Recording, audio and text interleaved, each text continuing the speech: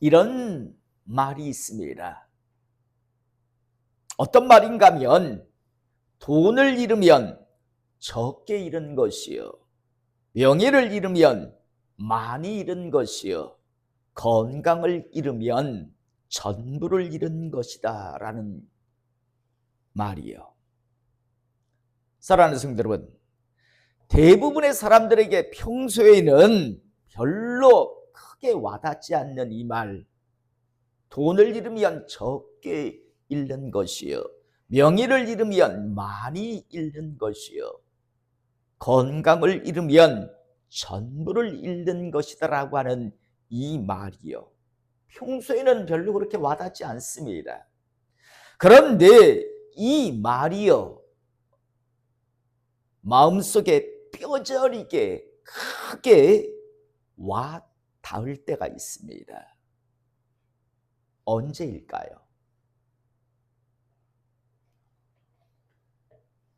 대부분의 사람들에게 이 말이 별로 와닿지 않다가 어느 순간 뼈저리게 정말 마음속에 와 닿을 때, 그때는 언제인가면요, 대개는 이미 늦을 때입니다. 무슨 말인가 하면 이미 건강을 잃어버리고요, 침상에 누워 있을 때, 그때서야 그 말이 정말 맞는 말인데, 그 말 참, 건강을 잃으면 모든 것을 잃는다, 참 그 말 맞는 말인데 내가 왜 돈 하며 건강을 잃어버리고 있을까? 다른 사람들의 어떤 평가, 어떤 명예를 얻기 위해서 내가 건강을 잃으면서까지 내가 왜 그렇게 살았을까? 결국에는 내가 이렇게 병들어 침상에 누우니까 아무도 돌아보지 않고 그 돈도 그 명예도 아무짝에 쓸모없는 것이라는 걸 그때 비로소야 깨달으며, 야, 그 말 참 맞는 말이었는데 라며 뒤늦게요, 사람들은 이 말에 대해서 뼈저리게 그 말 참 맞는 말이다라고 대개들 느낍니다. 한마디로 말해서요, 건강할 때는 이 말을 중요하게 생각하지 않는데 병들고 나야, 그래서 사람들이 거들떠보지 않는 그런 상황이 놓였을 때, 야, 건강 그게 제일이구나 라는 걸 그때서야 깨닫게 됩니다. 하지만 대개는 이미 늦었을 때라는 겁니다. 이런 부분은요, 이 땅에서 살아가는 하나님의 사람들에게도 많이 나타나는데요, 하나님은 분명히 이렇게 말씀하셨습니다. 선줄로 생각하는 자는 넘어질까 조심해라. 마귀에게 틈을 주지 말아라. 하나님은 아주 강력하게 이렇게 말씀하고 계십니다. 섰다고 생각하는 자는 넘어질까 조심해라. 마귀에게 틈을 내주지 말라. 하나님은 이렇게 말씀을 하셨는데, 대부분의 사람들이 신앙생활하면서 이 말씀에 대해서 별로 깊이 생각하지도 않고 이 말씀이 그렇게 가슴에 와닿지도 않습니다. 그런데요, 어느 날 이 말씀이 마음에 어마어마하게 와닿을 때가 있습니다. 뼈저리고 뼈저리게 후회되게 하는 말씀으로 이 말씀이 와 닿을 때가 있습니다. 언제일까요? 이 말씀이 가슴속에 뼈저리게 와 닿을 때는요, 어떤 때인가 하면 어떤 사람이 신앙생활을 하다가 야, 이제는 나는 이제 됐다 라고 하는 그런 생각, 또 야, 우리 교회는 이제 됐다, 뭐 이 정도면 이제 뭐 넘어지고 흔들릴 일이 없다라고 생각하다가요, 그래서 마귀에게 틈을 주고 나는 이제 섰다라고 생각하는, 우리 교회는 이제 섰다라고 생각하다가 한순간에 마귀에게 틈을 내주는 바람에 순식간에 교회가 휘몰아치고 그 신앙이 완전히 무너지고 넘어졌을 때, 그때 비로소 왜 내가 그 말씀을 기억하고 마음판에 새기고 있지 않았을까? 선줄로 생각한 자는 넘어질까 조심하라. 마귀에게 틈을 주지 말라라고 그렇게 하나님께서 말씀하셨는데 왜 내가 그렇게 무방비하게 틈을 내주었을까? 왜 내가 섰다라고 생각했을까라고 무너지고 나서야, 넘어지고 나서야 그때 비로소 이 말씀을 뼈저리게 붙들고 후회하는데, 그런데 안타까운 건 이미 대부분 늦었다라는 겁니다. 제가 아는 선배 목사님들과 교회가 있습니다. 이야, 저 교회는 이제 문제 없다. 옆에서 봐도요. 이야, 참 그 작은 개천의 작은 교회였는데, 제가 예전에 전도사 때 그 교회에 방문했을 때 목사님이 옆에 텃밭에서 파 일구고 있는 모습을 봤거든요. 참 별볼일 없는 개천의 교회였는데 어느 날 거기에 막 재개발이 들어가고 막 아파트가 들어가면서 막 교회가요 갑자기 급속하게 성장을 했어요. 정말 주변에 있는 웬만한 땅들도 거의 구입을 하며 그러면서 교회가 급성장했는데, 야, 저 교회는 이제 걱정 없다, 그렇게 생각을 할 정도로요. 주변에 많은 목사님들이 야, 참 저 교회에 든든하게 서갔다라고 했습니다. 그런데 어느 날부터 그 교회에 어떤 일이 있어 방문하면 목사님을 볼 수가 없어요. 해외 선교한다라고 매번 외국에 나가더라고요. 그리고 작은 교회에 있으면 뭐 스타렉스 한 대씩 막 갖다가 막 이렇게 선물로 주고요. 야, 저 교회 정말 든든하게 참 영향력 있게 큰 데인데 어느 날 갑자기 목사님 사임 소식이 전해지더라고요. 목사님이 자꾸만 교회를 비우니까요, 거의 절반을 부목사들에게 맡기고요. 목사님은 자꾸 해외에 나가서 해외 선교한다고 뭐 베트남으로, 스리랑카로, 뭐 라오스로, 뭐 여러 이렇게 뭐 해외 선교한다라고. 아마 그 목사님 입장에서는 그런 생각을 했을 거예요. 우리 교회는 이제 내가 좀 여기에 비워도 부목사들이 있으니까 든든하게 우리 교회는 이제 잘 갈 수 있다라고 생각했을 거예요. 아니나 다를까, 교회가 막 소용돌이 속에 막 들어가서 결국에는 교회가 교회의 어떤 영향력을 잃어버리고 목사님은요 결국은 사임하셨습니다. 그리고 그 근동에 어떤 소문이 났겠습니까? 시끄러운 교회, 문제 많은 교회. 결국 그런 교회로 전락을 해버리더라고요. 한순간이었어요. 또 예전 저희 교회가 있었던 사직동에 가정집을 개조해서 교회를 냈어요. 그러니까 뭐 그렇게 멋진 교회가 아니었더라고요. 가정집 2층을 사가지고 1층은 뭐 식당 같은 거 꾸미고 2층에 본당을 꾸며놨더라고요. 거기에 설교하러 제가 갔었으니까. 그런데 사직동이 갑자기요 막 재개발 바람이 불어서 어마어마한, 제가 알기로 몇십억의 보상금을 받았어요. 워낙 노른 자리에 땅이랬어요. 다들 기대했죠. 야, 저 교회 저 보상금 받아가지고 이제 옆에 가서 교회를 막 지으면 어마어마하게 이제 부흥하겠다. 전혀. 보상금이 나오자 그거 가지고 싸움이 나가지고요. 싸움이 나서요. 완전히 박살이 나버렸습니다. 교회를 세우기도 전에요.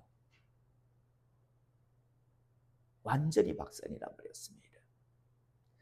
제가 지난주에 모처럼 만에 목사님들끼리 모여서 배드민턴 운동을 하는 그런 곳에 갔습니다. 그 모임이 한 거의 15년 이상이 되었기 때문에 저도 10년 전에 거기에서부터 배드민턴을 배웠으니까요. 오래간만에 한번 갔어요. 그런데 예전에 보이던 목사님 중에서 안 보이는 목사님이 계시더라고요. 그래서 어느 목사님 왜 안 보입니까? 라고 하니까 교회가 문제가 있어서 사임하셨다더라고요. 굉장히 큰 교회. 거기에 모인 목사님들 중에 가장 큰 규모의 교회를 담임하고 계셨던 목사님인데 이야기를 들어보니까 큰 문제가 아니에요. 작은 그냥 어떤 문제인데 그게 바로 꺼트렸어야 하는데 꺼버렸어야 하는데 그걸 그대로 방치하다 보니까 활활 타오르는 거예요. 그래서 결국에는 교회가 소용돌이 속에 들어갔어요. 선줄로 생각하는 자는 넘어질까 조심하라. 마귀에게 틈을 내주지 말라라고 하는 말씀을 너무 우습게 여긴 거죠. 교회를 놔두고 6개월간 방치한다는 건 담임 목사가요. 여러분 마귀가 여러분 부목사는 죄송하지만 뜨내기예요. 부목사들도 알아요. 제가 부교육자일 때 어떻게 했냐면 자 한번 물어봅시다. 여자 집사하고 부목사하고 갈등을 일으켜요. 그래서 그 문제가 담임 목사님께 올라왔어요. 그러면 담임 목사는 어떤 결정을 내릴까요? 최 집사님 어떤 결정을 내릴까요? 화해를 시킨다고요. 화해가 안 되는 상황이에요. 어떻게 하겠습니까? 예? 부목사님 말 들을 것 같습니까? 장로님 누구 말 들을 것 같습니까? 왜 여집사 말 들을 것 같습니까? 그렇지요. 부목사는 또 바꾸면 되잖아요. 그 부목사 내보내고 다른 부목사 부르면 얼마든지 부를 수 있어요. 근데 여집사는요. 교회 떠나가면 다른 대체가 안 되잖아요. 그러니까 부목사들도 알아요. 내가 어떤 신분이라는 걸. 목숨 걸고 그 교회 목회 안 해요. 목숨 걸고 하는 사람은 담임 목사예요. 근데 담임 목사가 교회를 비운다라는 건 무방비 상태가 돼버리는 거죠. 부목사가 있으니까 뭐 수요 예배, 뭐 주일날 다 설교할 수 있어요. 그런데 마음 자체가 다르다니까요. 마음 자체가 달라요. 참 많은 교회들이요. 어느 순간 막 급성장하면서 뭐 어떤 이제 영향력 있는 교회로 이제 어떤 세상에서 영향력을 발휘하겠다라고 하는 순간 갑자기 휘몰아쳐요. 목사님들이 더 긴장하고 더 목회를 해야 하는데 더 기도하며 더 긴장하며 한 순간순간을 이렇게 넘어가야 하는데 이제는 뭐 됐다. 이제는 뭐 우리 교회 됐다. 이제 부목사들한테 좀 맡겨놓고 나는 좀 밖에 어떤 좀 대외적인 정치도 하고 뭐 대외적인 일을 해야 되게 그러다가 박살나는 교회들이 너무 많다는 거예요. 마귀에게 너무 쉽게 틈을 내주었어요. 그런데 여러분 교회만 이럴까요? 목회자만 이럴까요? 성도들도 이런 경우가 얼마나 많습니까? 야, 저 사람 참 멋진 일꾼으로 지금 성장한다라고도 어느 날 보니까 넘어가 버려요. 야, 저것도 사람이야? 라고 할 정도로요. 신앙인을 떠나서 야, 저게 사람인가? 라고 하는 짓을 하는 사람들이 한 번씩 있어요. 본래 그런 사람이 아닌데 어느 순간요. 틈을 내주니까 완전히 약한 것에 붙들렸어요. 아까 말씀드렸던 그 교회 같은 경우에도 울산에 있는 안수 집사한테 그랬대요. 부산으로 교회를 다녔어요. 부산에서 다니다가 울산으로 이사를 갔대요. 그런데 그랬대요. 저 목사 내가 쫓아내기 전까지는 내가 울산에 왔어도 내가 부산으로 교회 간다라고요. 사명감을 가지고 울산에 살면서 부산으로 가서 결국엔 교회를 말아먹었어요. 그런데 그 사람도 불쌍한 사람이죠. 결국 그 집안이 어떻게 될까는 뻔히 아는데요. 여러분 교회에서 분란을 일으킨 사람들이 옳고 그름을 떠나가지고 박살나지 아니한 사람을 전 한 사람도 본 적이 없어요. 왠지 압니까? 주의 종의 주인은 주님이에요. 사람의 종이 아니에요. 그래서 하나님께서 자기 종이 잘못하면 박살을 내는 건 하나님이 하시지 자기가 하나님 노릇을 했기 때문에요. 그래서 박살이 나요. 자, 여러분, 돈을 잃으면 적게 잃는 것이다. 명예를 잃으면 많이 잃는 것이다. 건강을 잃으면 전부를 잃는 것이다. 그런데 이 말이 가슴에 와닿을 때는 건강을 잃었을 때고, 또 나가 이미 늦었을 때입니다. 대부분의 사람들에게. 마귀에게 틈을 주지 마라. 선줄로 생각하는 자는 넘어질까 조심하라. 라는 이 말씀이 뼈저리게 와닿는 사람은요, 이미 틈을 내주어서 이미 박살이 난 사람들요. 이미 악한 것에 붙들려서 이미 무너져 버린 사람, 그런 사람들이 뒤늦게 하는 이 말씀이 정말 가슴팍에 와닿고, 그리고 그 말씀에 대해서 참 통곡하게 되는 말씀이 됩니다. 그런데 양쪽 다 안타까운 건 뒤늦게 건강을 잃어버리고 나서, 교회가 완전히 무너지고 나서, 교회가 교회답지 않게 되었을 때, 결국 목회를 더 이상 할 수 없게 되었을 때, 그때서야 대부분의 사람들은 뼈저리게 이 말씀을 기억한다라는 겁니다. 사랑하는 성도 여러분, 오늘 우리가 읽은 이 본문 말씀, 이 말씀이 우리 영혼의 때 우리 성도님들에게 뼈저린 후회로 남는 말씀이 되지 않기를 이 시간 축복합니다. 이 말씀이 나중에 뼈저린 후회가 된다는 건 죄송하지만 여러분들은 그때는 이미 늦은 때고 이미 지옥 불구덩이 위에 올라가 있는 때일 것이기 때문입니다. 오늘 우리가 읽은 본문 말씀 보면 예수께서 다시 비유로 대답하여 이르시되 천국은 마치 자기 아들을 위하여 혼인잔치를 베푼 어떤 임금과 같으니, 어떤 사람이 자기 아들을 위해서 혼인잔치를 마련했습니다. 그리고 이제 사람들을 초청합니다. 그런데 사람들이 오기를 싫어합니다. 그러자 다시 한번 종들을 보내서 완벽하게 혼인잔치를 준비해 두었으니 오십시오라고 하는데, 어떤 사람들은 돌아보지도 않습니다.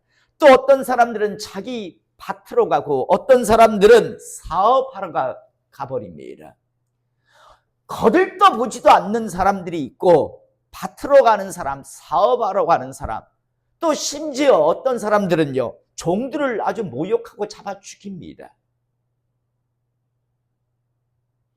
여러분, 이런 사람들을 임금이 진멸해 버립니다.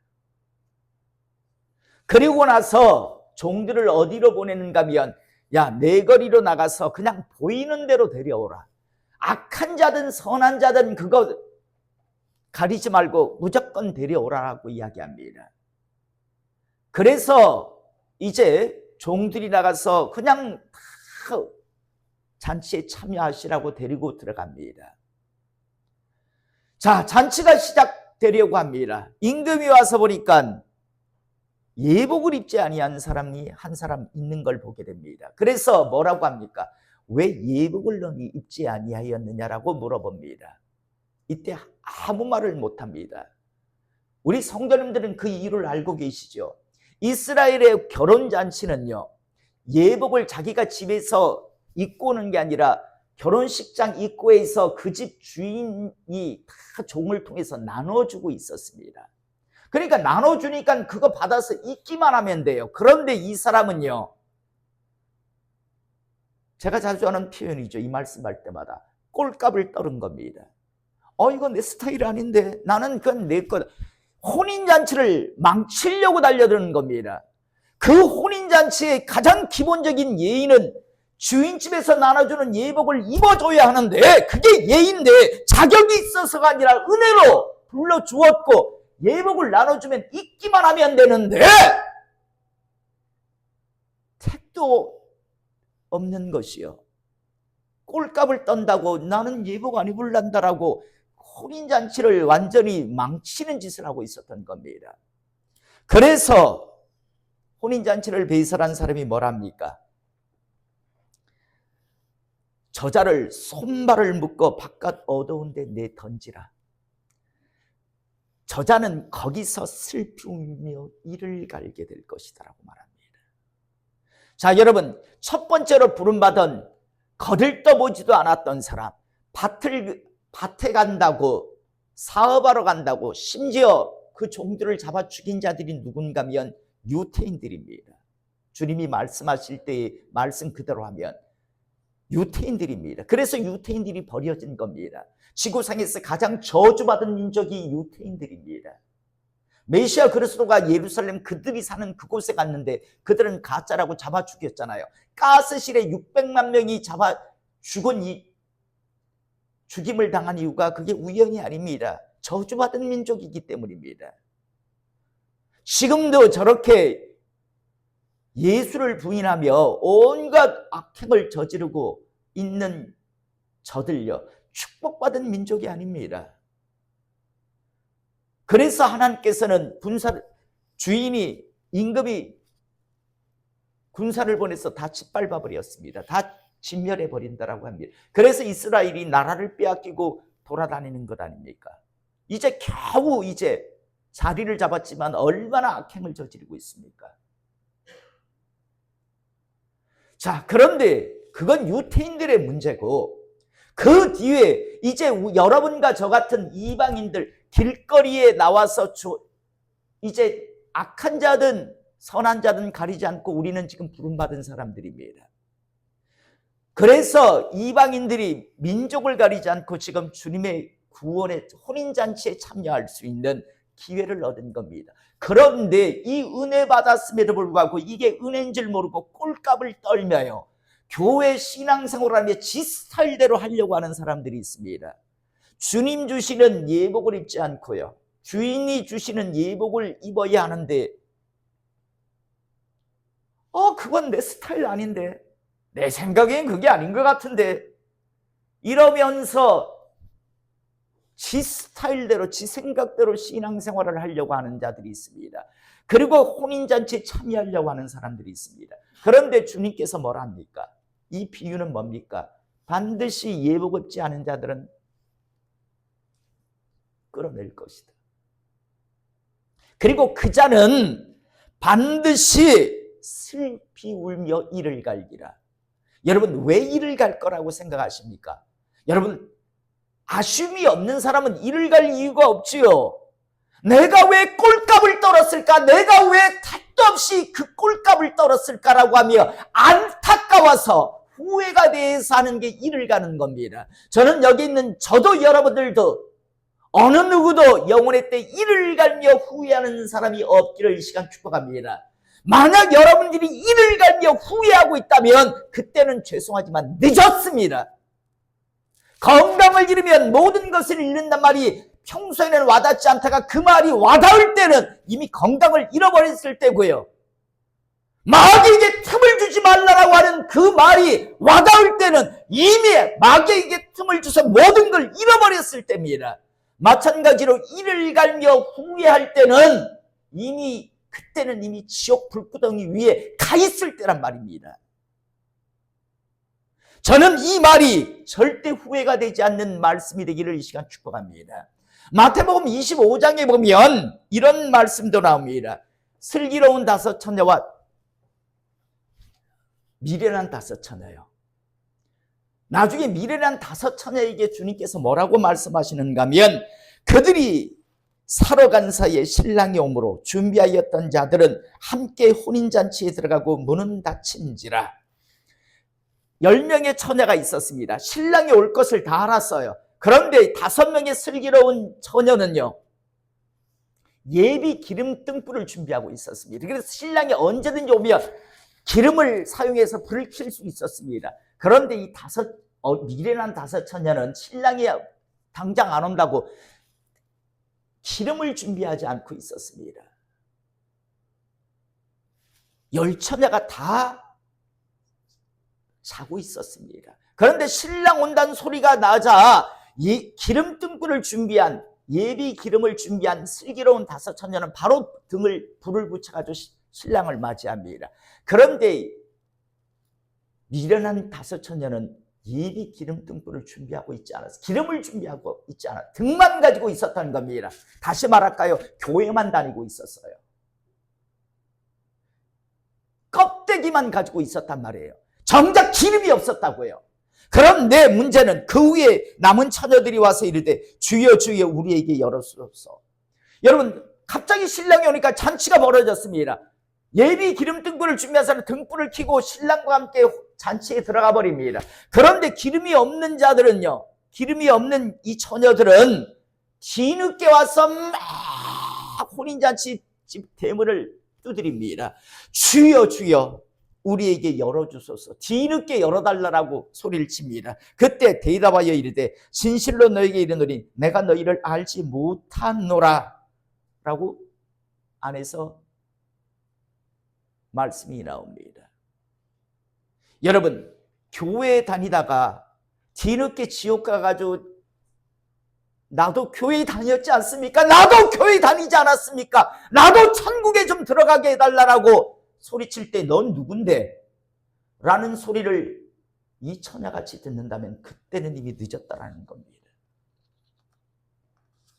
똑같은 마태복음 25장에 보면 달란트 비유가 있죠. 5달란트, 2달란트 받은 사람은 열심히 가서 일을 합니다. 근데 한 달란트 받은 사람은 땅에다가 묻어버리죠. 이때 나중에 결산회 때 뭐라고 합니까? 주인이 와서 이 무익한 종을 바깥 어두운 데로 내쫓으라. 거기서 슬피 울며 이를 갈리라. 하나님이 주신 재능을 하나님의 영광을 위해서 사용하지 않고 땅에 묻어두고 있다가 살다가요, 결국에는 결산회 때 주님으로부터 무익한 종이라고, 야, 이 자는 전혀 유익이 안 되는 종이다, 쫓아내라. 그래가지고 결국에는 어두운 데 쫓겨나서 이를 갈며 후에 울을 것이다 라고 말씀합니다. 여러분, 어느 순간 내가 이를 갈며 어두운 데에 울고 있다면 그때 늦은 때입니다. 그때는 이미 늦었단 말입니다. 말씀을 정리하겠습니다. 돈을 잃으면 적게 잃은 것이고, 명예를 잃으면 많이 잃은 것이고, 건강을 잃으면 전부를 잃는 것이다. 이 말씀이 와 닿을 땐 늦은 때입니다. 늦은 때라고요. 선줄로 생각하는 자는 넘어질까 조심하라. 마귀에게 틈을 주지 말라. 이 말씀이 와 닿기 시작하는 순간요, 뼈저리게 후회가 된다면 이 말씀이 이미 그 삶의 접목이 됐어요. 결국에는 늦은 때라는 겁니다. 거기서 슬피 울며 이를 갈게 되리라 라는 말씀이 뼈저리게 와닿는다면 이미 늦은 때라는 겁니다. 이미 꼴값을 떨다가 신앙생활하며 교회 안에서 제대로 된 신앙생활하지 않고 지 생각대로 꼴값을 떨고 살다가 결국에는 지옥 판결을 받고 결국에는 지옥 불구덩이 위에 올라가 있을 때, 이때 바로 이를 갈며 슬피 울며 후회한다라고 그렇게 말씀합니다. 나가 주여 주여 우리에게 열어주소서 라고 할 때 내가 너희를 도무지 알지 못한다라는 말을 듣는다면 그때 또한 늦은 때고요. 이 무익한 종을 바깥 어두운 데로 내쫓으라. 거기서 슬피 울며 이를 갈리라 라는 말씀이 와 닿기 시작했다면 이미 늦은 때라는 겁니다. 저는 오늘 이 시간 이 말씀이 우리 영혼의 때에요, 현실이 되지 않기를, 후회가 되지 않기를 이 시간 다시 한번 주님의 이름으로 축복합니다. 오늘 말씀 제목, 이 말씀이 당신의 현실이 되지 않게 하라는 말씀. 왜냐하면 현실이 되었다라는 건 이미 그때는 늦은 때고, 그때는 이미 지옥 가 있는 때고, 그때는 영원히 그 지옥 불구덩이 위에서 있어야 한다라는 절망의 시간이기 때문입니다. 다시 한번 기회가 있는 이때 지금 바꿀 수 있는 이때 이제 바꾸셔서 준비하셔서 이 말씀이 우리의 현실이 되지 않는 그런 영혼의 때를 맞이하는 하나님의 사람 되시기를 이 시간 주님의 이름으로 축복합니다. 기도하시겠습니다.